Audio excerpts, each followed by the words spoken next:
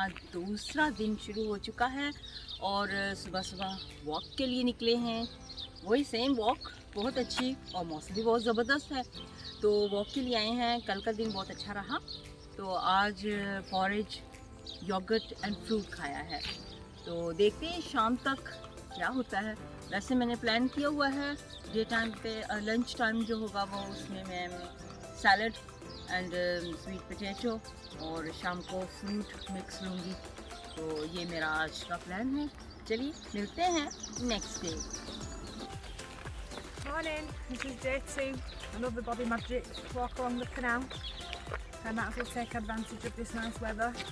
I had some fruit this morning for breakfast and some Weetabix, and then for lunch I've had jacket potato with beans and cheese from the Healthy Extra, and for the evening I'm going to have fish with boiled potatoes and veg.